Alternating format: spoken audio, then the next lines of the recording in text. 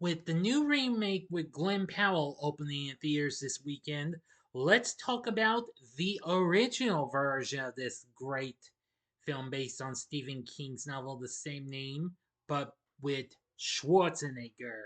Here's my review of, from 1987, The Running Man. This is Big D's Entertainment Rankings and Reviews.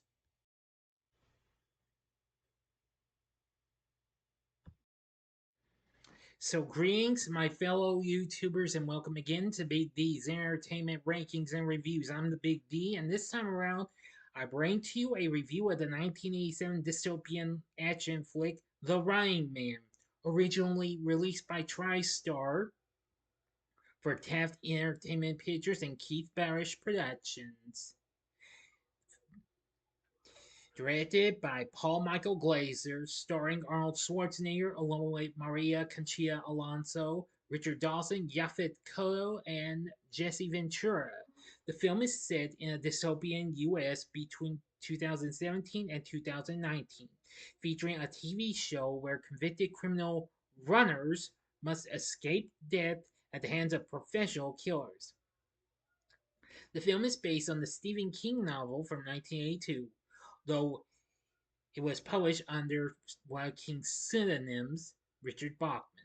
The film was released on November 13th, 1987, and eventually was a modest success, despite getting mixed reviews and what have you. Here we go. By 2017, following a worldwide economic collapse and resource scarcity, the U.S. has become a totalitarian police state. The government maintains control through propaganda, censoring unsanctioned art, music, and communications. The most popular TV show, The Running Man, is a state controlled game show in which incarcerated criminals can earn their freedom by surviving as runners against lethal stalkers. Captain Ben Richards is arrested after refusing orders to open fire on an unarmed food riot in Bakersfield, California. His fellow officers massacre the rioters, and Richards is framed for the incident, being dubbed the Butcher of Bakersfield. 18 months later, Richards escapes from a prison labor camp with resistance fighters Harold Weiss and William Laughlin.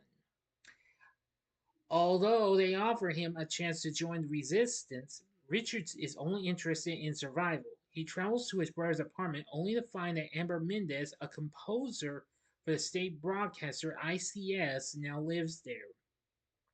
As his brother was taken for re education, Richards forces Amber to help him bypass security at the airport, but believing him to be the butcher, she alerts the authorities. After his arrest, Amber sees news footage, well, of the coverage, falsely claiming that Richards killed several people during the incident and begins to doubt his guilt.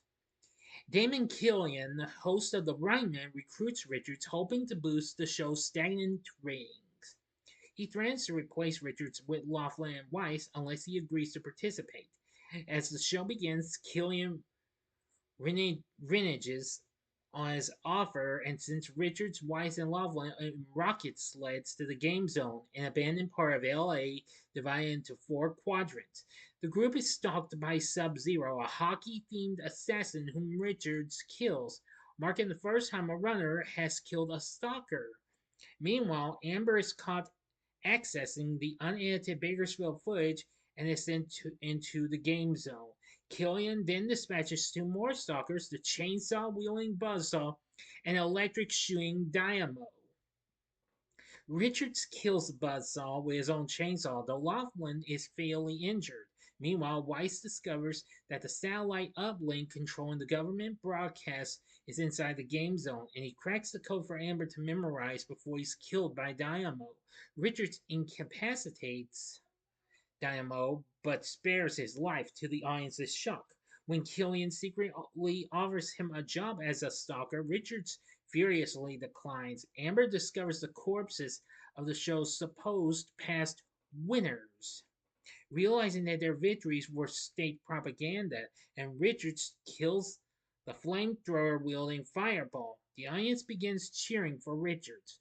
Now for the final act and the ending. As always, you know the procedure. You have 5 seconds to sub this video at once. Go to the description box below. Fast forward to the time below as I count down now. If you've seen this already, please continue. Okay, you've been warned. Richards and Amber are found by the resistance led by Mike and taken to their command center. Killian orders retired stalker Captain Freedom to face Richards, but he refuses unless he can fight him honorably without gimmicks. Instead, ICS edits existing footage to show Freedom killing Richards and Amber. Seeing this on TV, Richards realizes that the government must now ensure that they are not seen alive again. Using the satellite uplink codes, Mike airs an expose of Killian's and the government's lies, including the unedited Bakersfield footage. At the same time, Richards leads the resistance members in a takeover of ICS to prevent the network from disabling the broadcast. At ICS, resistance battles security forces as the studio audience flees.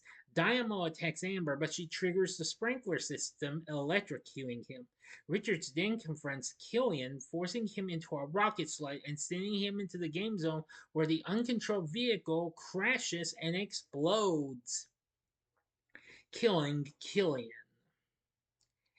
As the audience and crowd celebrate, Richards and Amber kiss as the broadcasting network goes offline in the story. So, what did I think of The Running Man? I gotta say, this is an awesome movie. I've seen this a few times. I think this film's pretty cool and what have you. This is, of course, one of my favorite Schwarzenegger flicks of all time after watching it. I must admit, it's really an awesome film. The film made $38 million here in the US on its $27 million budget, doing decent enough.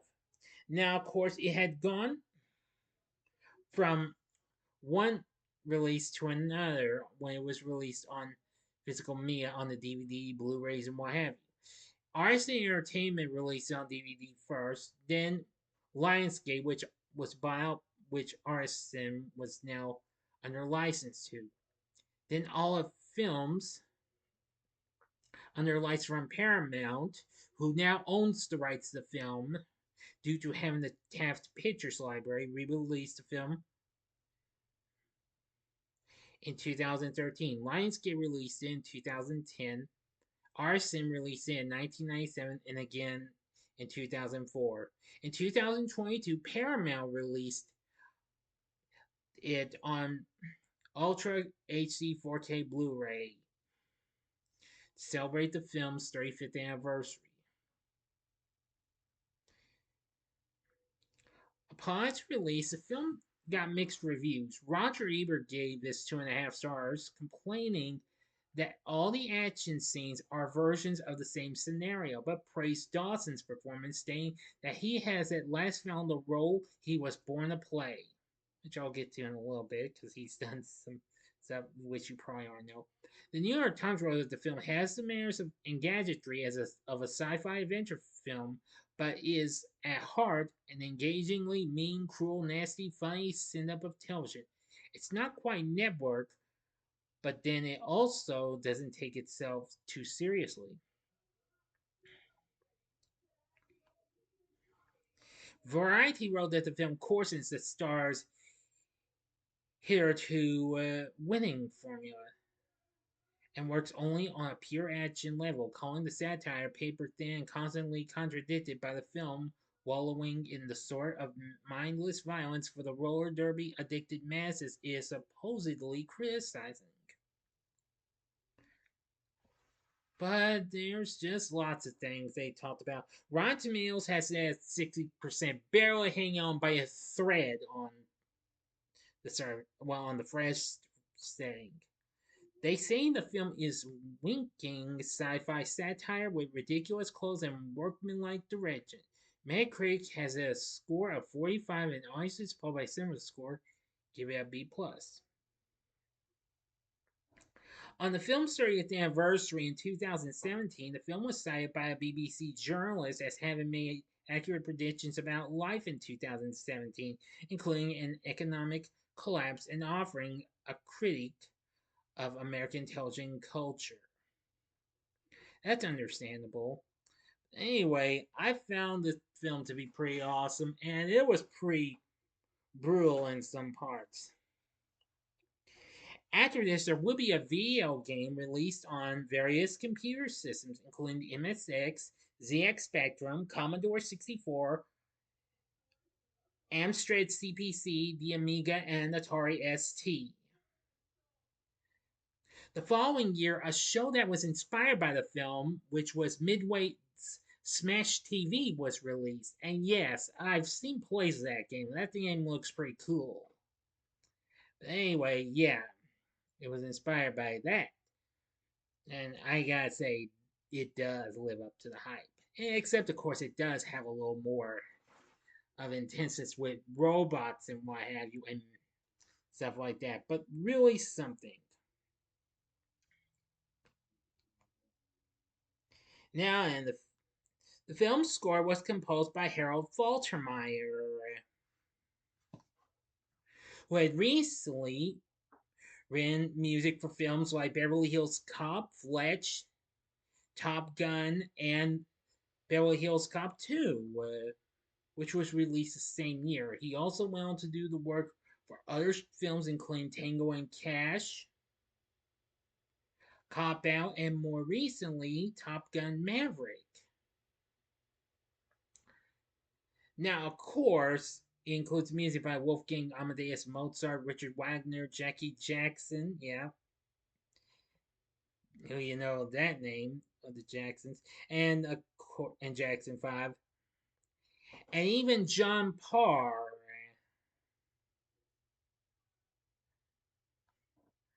who, of course, this was doing the main theme for the film called Restless Heart, Run Away with You.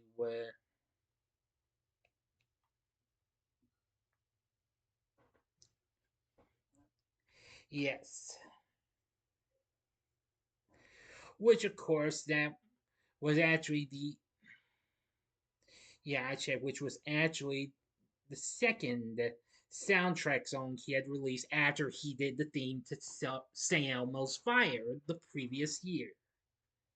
Of course, that was called Man in Motion.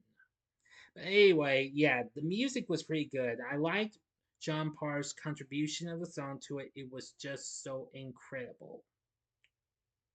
Of course, Parr co-wrote the song with Faltermeyer, and Faltermeyer produced the film. So that was pretty cool. It even had a fun-filled little jingle for the Running Man itself, which that was something too. For the cast, we have Arnold Schwarzenegger in the role of Ben Richards. He was absolutely good. Maria Conchita Alonso played Amber Mendez. She was good. I think I've seen her in some films before. Yaphet Kotto, and I know that name before. Of course, he had recently appeared in Alien, and I know he did Freddy's Dead a few years later. I know he's done other films. He plays William Laughlin.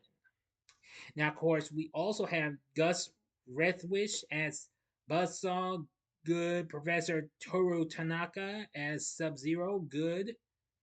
Jim Brown as Fireball, and Erlen Van Lith as Dynamo. Those were really good characters. We even have special appearances from Mick Fleetwood of Fleetwood Mac fame, if I'm not mistaken. Yep, as Mike. And then, of course, we have Dweezil Zappa in the film as the character known as Stevie. Those were all good, but oh yeah, and Marvin J. McIntyre as Harold Weiss. But also we had Jesse Ventura, who had recently starred with Schwarzenegger in Predator that same year as Captain Freedom. But the real thing that surprised me was Richard Dawson as Damon Killian. Most people would remember Dawson of TV's Hogan's Heroes fame, and also as a panelist on Match Game back in the 70s with Gene Rayburn. This was just after he had hosted the original Family Feud, which had been canceled 2 years prior. Yes, I was rather surprised he was in this. Incredible. We had lots of other appearances from people like Kurt Fuller, who I've seen in numerous films, Roger Bumpus, who of course long before he voiced it sorry in Squidward Tentacles.